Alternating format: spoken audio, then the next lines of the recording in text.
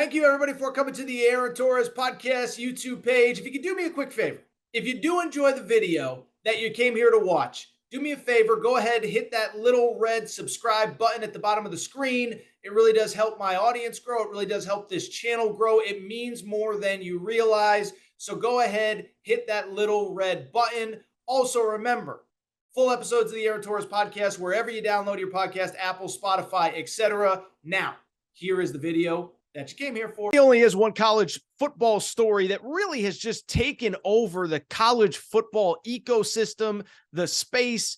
And it's crazy because we have number one versus number two, Georgia versus Tennessee this weekend. But I am, of course, talking about Auburn, the future of Auburn, and Auburn getting rid of Bryan Harsin. On Tuesday's show, we talked a lot about it. We talked about what went wrong for Bryan Harsin. We talked about candidates. We've heard from all of the talking heads since then, including, I guess, myself. The one thing we had not heard, though, was from Bryan Harsin himself. Well, on Tuesday afternoon, Bryan Harsin spoke for the first time, releasing a statement. And let me just tell you, I did the math. I counted one by one by one by one by one. It was 360 words, and you talk about a statement that packed a lot of punch into 360 words. That is it. Bryan Harsin had a lot to say on his way out of Auburn. I'm going to read the statement in a minute, but what I want to tell you is I tell you all the time on this show. It's not just enough to see what someone said. You have to read between the lines, and I'm just telling you, Bryan Harsin had a ton to say about Auburn. Some of it actually not bad, but some of it tells you a lot of what he dealt with, and frankly, more importantly, Bryan Harsin's in the past. What the next head coach at Auburn is going to have to deal with. And so to be fair to Bryan Harsin, I am going to read the entire 360-word statement. I will try to be quick, and I'm going to get to and I'll really make sure to emphasize the key points. But here is what Bryan Harsin said in a statement that he released on Tuesday. He said, "I'm incredibly disappointed that I won't get to lead the Auburn football program and these players into the future. I poured my heart and soul into this program and team. We stood together in the face of considerable challenges and outside noise.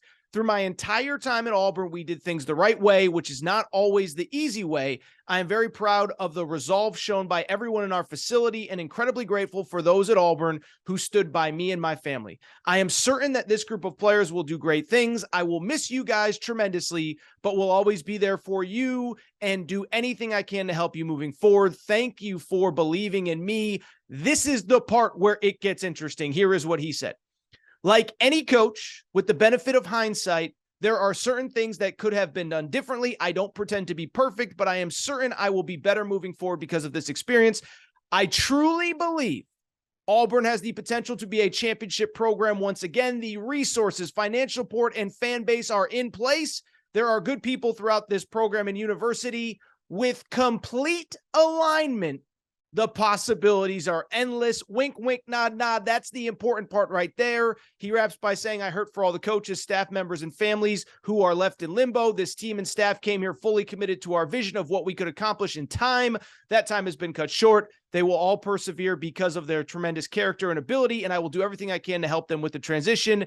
As is life, my family and I will now turn the page and chart our next course. Always grateful for the positive relationship made on the plains.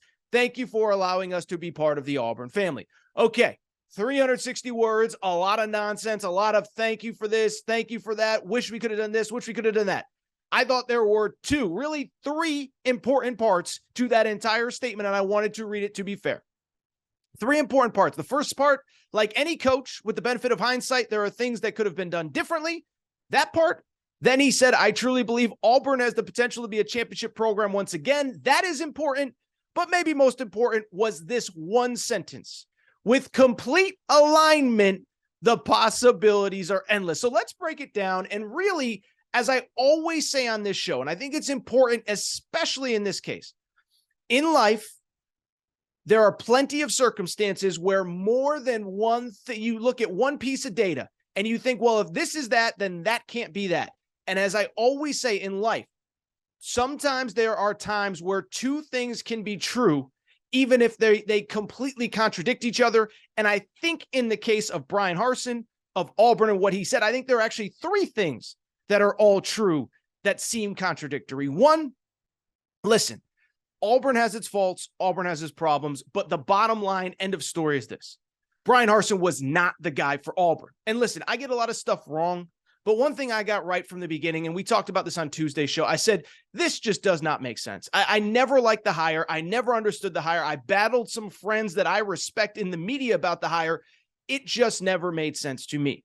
When you are coming from out of the SEC footprint and you have never really spent time in the SEC footprint, I just think it's a real uphill battle.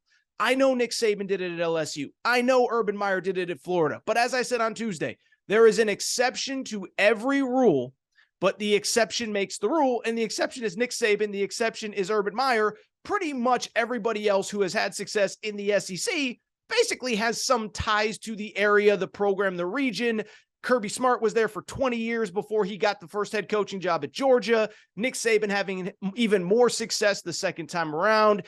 And so the more time you've spent in SEC territory, the better. There were other problems with Bryan Harsin, hadn't really recruited at a high level.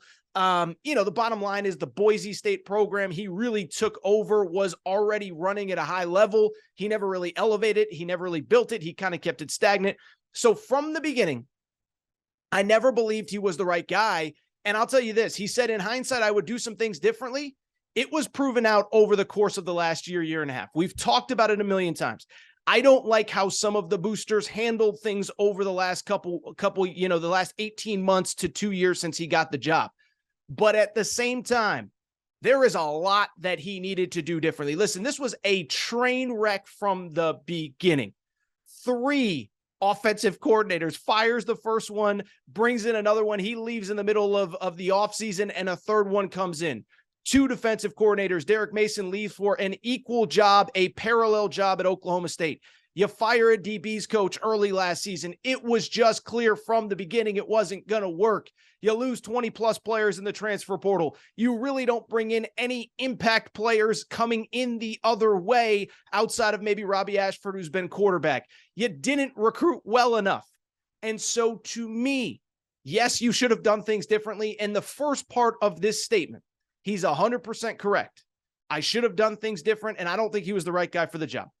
At the same time, maybe the single most important line in this statement was this exact quote: with complete alignment, the possibilities are endless. And this is what not only did Bryan Harsin battle, not only did previous coaches battle, but what the next head coach is going to battle is the fact that there is a lot of craziness at Auburn. And listen, every school, here's a little dirty secret. Every school has kooky boosters and people that want to meddle and people that want to be involved with the day-to-day of the football program, in some cases, the basketball program, baseball program, whatever.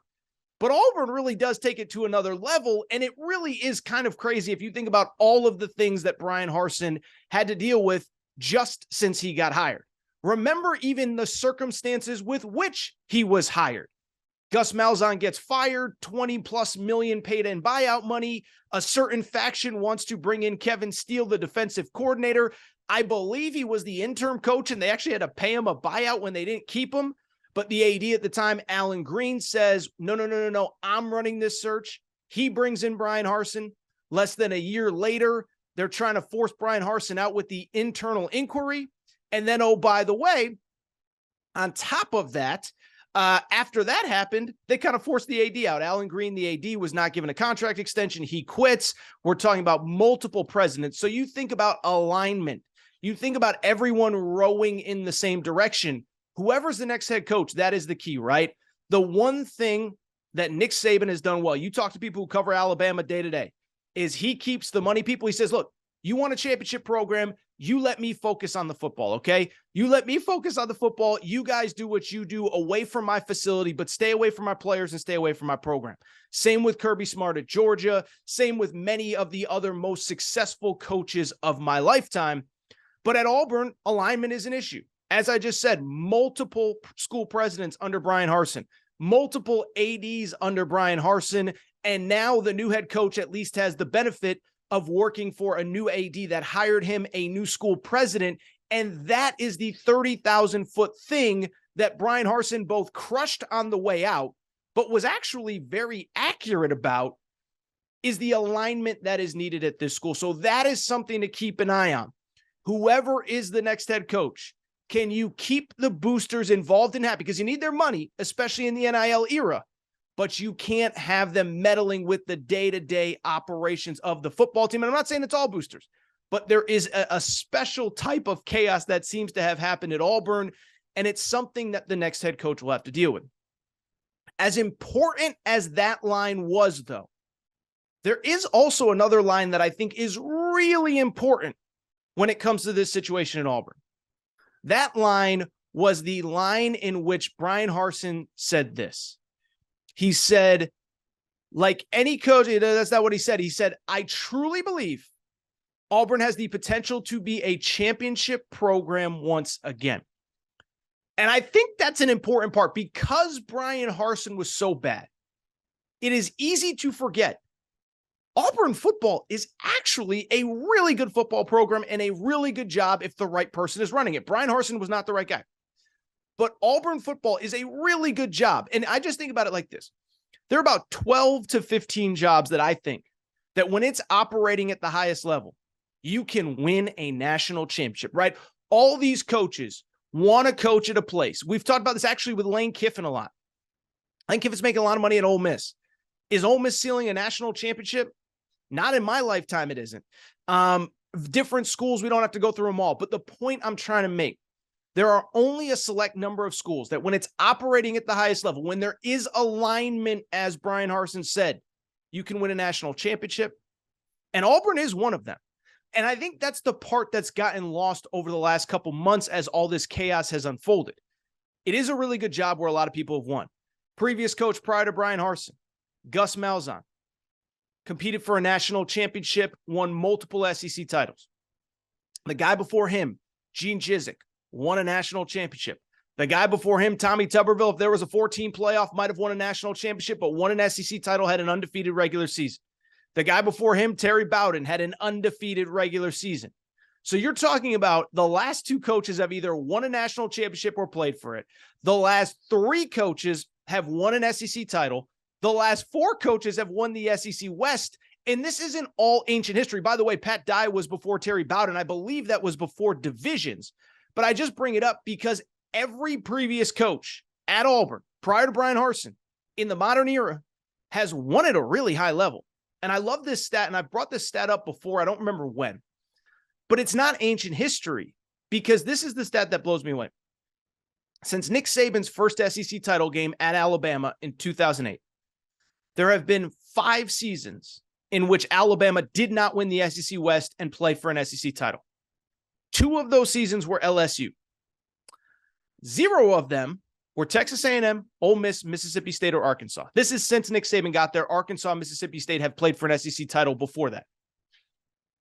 The other 3 are Auburn.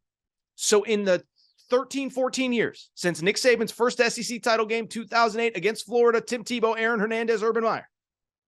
Since that game, there have been 5 teams from the West, not named Alabama.